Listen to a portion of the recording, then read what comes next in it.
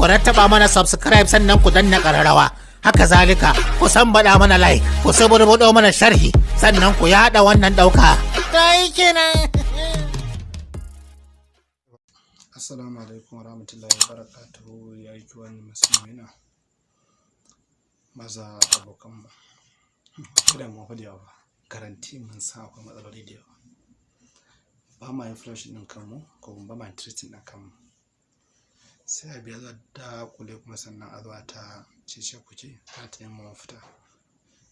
Ni isa ku ba zan gaza ba ku shawara ba kuma da gudun ma ba wani cin ta mai barka ya sanan TV wancan ta kowa da kowa ne ta wuce akan lura da lafiyoyinmu da kuma ba da shawarwari da sauran yan uwanmu da feji ɗinmu kuma isa ta isa kamar annabi ya salam shi ma namu sannan akwai hanyoyin sata da sako da dama ya salam ta mu ce fatan ku sani da aminci dukkanin al'umma musulmi na sani ina tare da kowa da shawarwari akan matsaloli uku.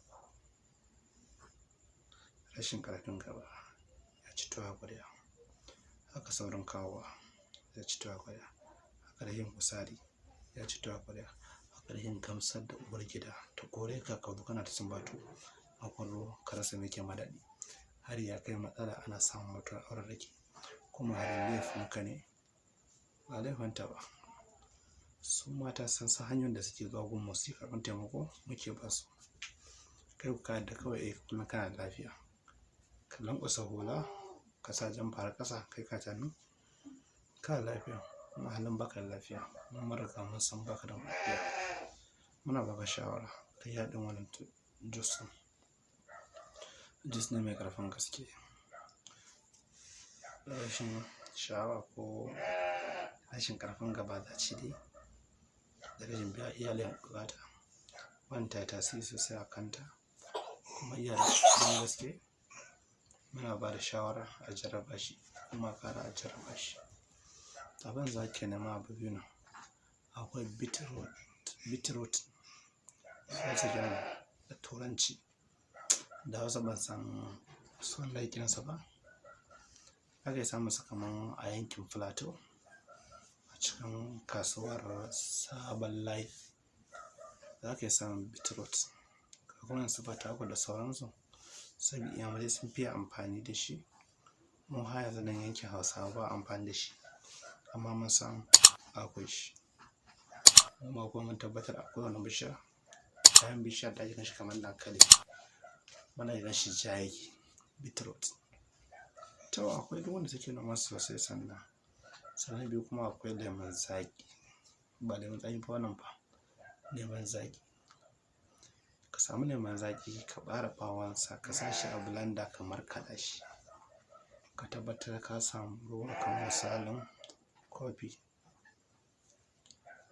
ka gane kamar kofi guda haka nan in ka same shi sai ka samu beetroot ɗinka ka samu abin da mata suke amfani da shi na goga wannan mun ta san shi da yin abin da ake goga abu da haka nan ka kankare shi ka goga shi da haka nan ya sama kanana kamar da ake goga karas ka gane ko kokomba ka yanka ya goga shi ya zama kanana kamar da ake coconut dai ina fatan kowa sai yin coconut na kwakwa da ake yin sa to ka goga shi ya zama kanana kamar haka nan sai ka samu lemon zaƙi nan ruwansa misalin kofi guda sai ka same shi ka zuba shi a ciki kamar beetroot ɗin ka samu rabinsa ka sa gudansa ka gani sai ka sa cikin ruwan lemon zaƙi ɗan ruwansa sai ka zuba nan beetroot ɗin a ciki in ka zuba beetroot ɗin nan sai ka rufe shi ya samu minti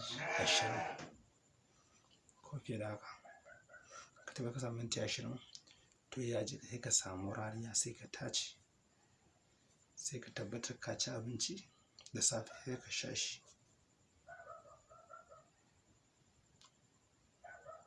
kodan kar ka sha da safe domin baka je aiki ba to kodan ka bari da kwanta da dare sai ka zuba sai ka sha shi ka fahimta to kai haka tsawon sati 2 ko zuwa 3 in dai rashin ƙarfi ne ɗaukewar sha'awa ne rashin kuzari ne da sauran makamanta haka an zo wajen an samu lafiya.